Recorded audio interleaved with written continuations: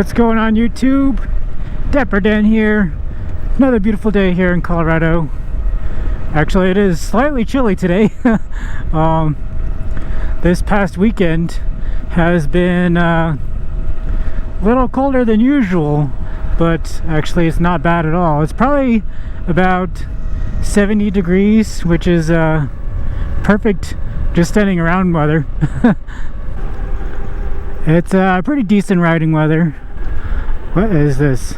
Support some high school. Okay.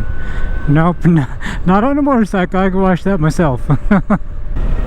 Anyways, today, now that gas prices are like $5 a gallon, we are going to talk about this bike will completely pay for itself after so long. It gets such good efficiency compared to gasoline, and I did some quick math, and I'll present that to you guys here shortly. Alright, so this bike is extremely efficient, extremely simple to operate, extremely it's just an amazing bike. If you want efficiency, this is the bike you want. 500 miles per gallon equivalent, and it only takes 65 cents to recharge. Now that full charge gets me somewhere around 100 miles. Depends. If I'm doing more city driving, it could be up to like 120, probably 130 maybe. Actually, on this most recent charger, I got definitely 130. If it's more highway driving, it would be closer to about 70 or 80 miles. But we'll say 100 as an average. And so that 100 miles on this bike only costs me 65 cents to charge it up. That same amount of miles in my truck is at least $20 in gas. At least. At a minimum. A minimum. So compared that to this bike, I think I did the math at what it was, 6,800 miles, I think. I'm at 6,941 miles right now. So doing that math, in roughly about 9 years, this bike will 100% pay for itself. I definitely plan to have it that long. That means I'll be riding around this bike for free for about 9 years, minus brake pads and tires, obviously. But compared to my truck, 9 years, this bike will 100% pay for itself.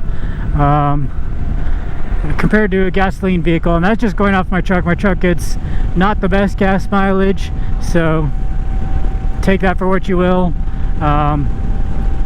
Let's say compare it, I'm not going to do this math, but compared to my Harley Davidson 48, which gets around 50 miles per gallon probably, that'll probably be about double. So it would take around 18 years to 100% pay for itself. So in my opinion, I definitely think this bike is worth it. It was a little expensive up front, and it also, I mean, I did get a bunch of extra options. If you only got the base model version, then it would take a much shorter time to pay that off than it would to do it with all the options that I have. Actually, even if you compare just my monthly payment to how much I would be spending in gas in my truck, my payment is, let's see, my payment's like, I don't know, like 180 a month, maybe 200, I can't remember. It's on auto pay, I forget what it is. So if you compare that to how much I would be spending in gas in my truck every month, then especially with gas prices the way they are right now, it more than pays for itself. So if you could even look at it as like a monthly thing rather than a long-term yearly thing. I was just going long-term year for the bike to 100% pay for itself, but if you just look at it monthly costs, then there you go. It more than pays for itself every month, because it takes, I don't know, at least nowadays $120, $140 maybe. Probably, actually, I haven't filled up my truck in months, so I'm not sure. But it takes probably $150, I would say, to fill up my truck. And yeah, I'm definitely saving more than that by riding this bike every day, all the time, everywhere during the summer. So that $150 a month in my truck, I would definitely have to fill it up more than once every month. So it is more than worth it. So if you guys really want to save some money, I definitely highly suggest getting yourself, oh hi puppy, German Shepherd I think. Highly suggest getting yourself one of these bikes or an electric motorcycle in general, because being extremely efficient like I am most of the time on this bike, then more than pays for itself.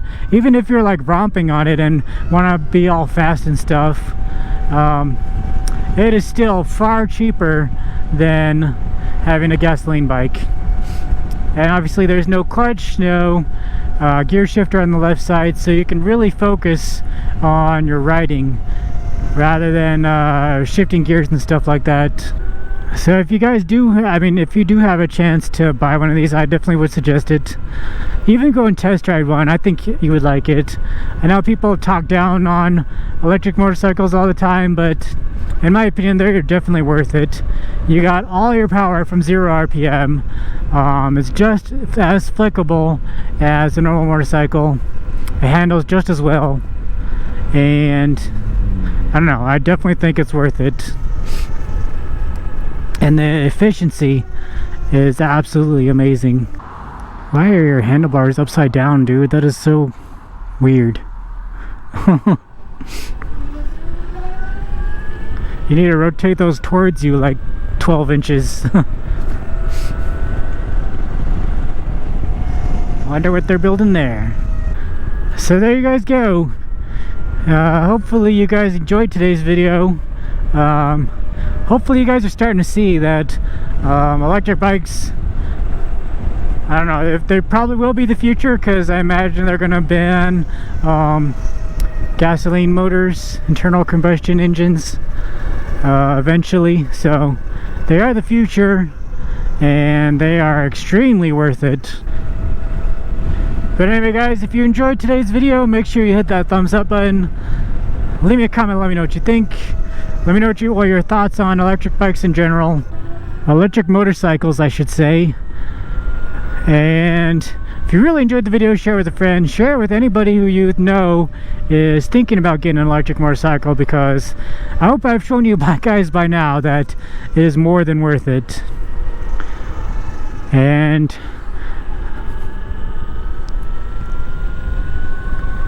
if you haven't already, hit the subscribe button. Thanks for watching and have a good day. Later. We'll be right back.